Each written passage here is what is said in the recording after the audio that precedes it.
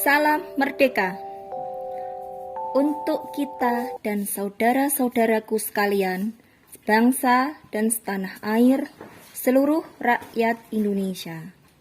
Kami, Lembaga Kedaulatan Rakyat Indonesia, atas nama seluruh rakyat Indonesia, menyampaikan bahwa Pancasila adalah tuntunan keselarasan hidup, berbangsa, dan bernegara, serta dalam pergaulan dunia.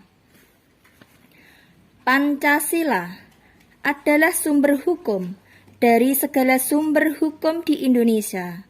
Dari makna kalimat yang terkandung di dalamnya, sangat jelas bahwa Pancasila ialah induk dari aturan hukum apapun yang ada di tanah air Indonesia.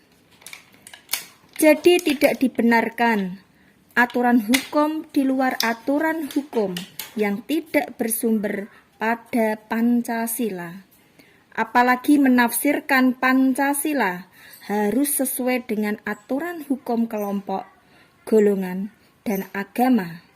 Seharusnya justru agama yang merupakan komunitas di Indonesia harus sesuai dengan nilai-nilai Pancasila dan tidak boleh bertentangan dengan nilai-nilai yang terkandung di dalam Pancasila. Contoh, kalimat yang sering kita dengar dan hal tersebut dianggap wajar. Nilai-nilai Pancasila tidak bertentangan dengan agama. Bagaimana mungkin Pancasila yang digali dari akar budaya luhur bangsa Indonesia, perilaku luhur, pandangan hidup bangsa Indonesia yang secara historis sudah dilakukan leluhur bangsa Indonesia sebelum agama-agama masuk ke Indonesia harus didikte oleh agama, bahwa Pancasila adalah ideologi asli dari leluhur bangsa Indonesia, buah nalar pikir perilaku dan keluhuran budi nenek moyangnya Bumi Putra. Jadi, sangat layak jika nilai-nilai agama tidak boleh bertentangan dengan Pancasila. Yang perlu kita pahami bersama, di dalam negara Republik Indonesia yang berkedaulatan rakyat, yang berdasar kepada ketuhanan yang Maha Esa, kemanusiaan yang adil dan beradab, persatuan Indonesia, dan kerakyatan yang dipimpin oleh hikmat kebijaksanaan dalam permusyawaratan perwakilan, serta dengan mewujudkan suatu keadilan sosial bagi seluruh rakyat Indonesia, adalah ruhnya ideologi dasar negara Republik Indonesia.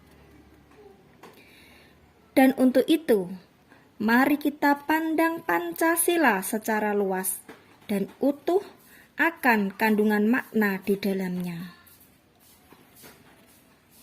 Ketuhanan yang Maha Esa menuju kepada Tuhan yang satu, yang tunggal, yang ada di setiap hidup dan tidak terbatas golongan ataupun agama, karena pada tiap-tiap yang hidup pasti ada Tuhan. Ketuhanan yang Maha Esa tidak terbatas nama untuk disembah, tetapi satu kesamaan unsur hidup dari Sang Maha Hidup, sumber dari segala hidup. Keesaan adalah satu kesatuan unsur yang sama, satu figur yang sama, yang dibutuhkan dalam hidup.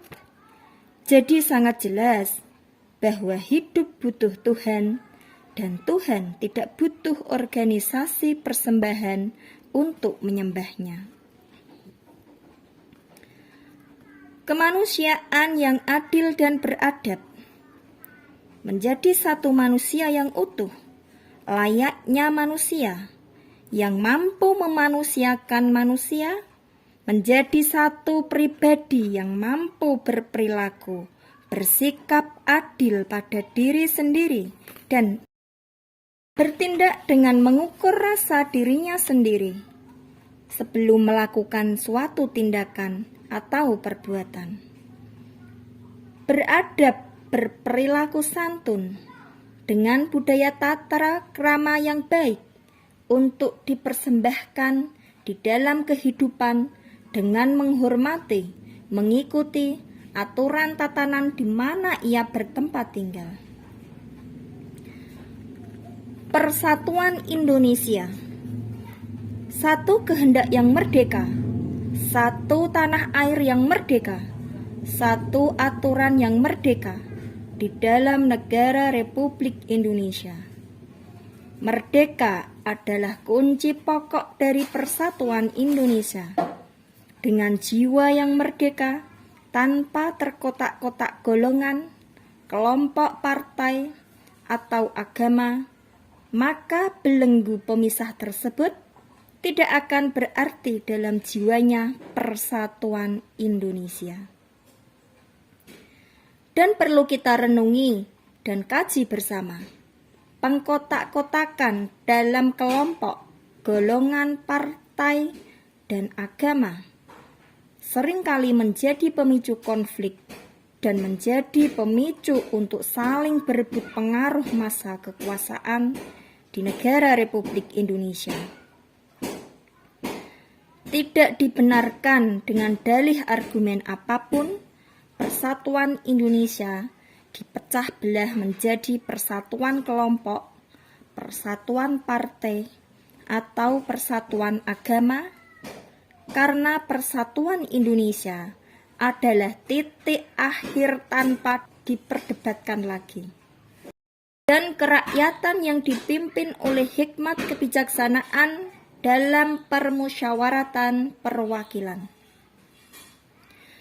Menuju satu tatanan hidup yang dipimpin oleh akal nurani, dipikirkan dan dipertimbangkan dengan rasa untuk mengambil langkah kebijakan di dalam bermusyawarah secara tertib, teratur sebagai pelaksana aturan, menempatkan tatanan kehidupan sebagai pemimpin utama dan manusia sebagai pelaksana aturan, maka setinggi apapun jabatannya harus tunduk pada aturan. Makna rakyat sendiri adalah rakyat atau tatanan hidup atau tempat tatanan hidup di mana tata aturan sebagai ketentuan yang harus ditaati, serta dengan mewujudkan suatu keadilan sosial bagi seluruh rakyat Indonesia.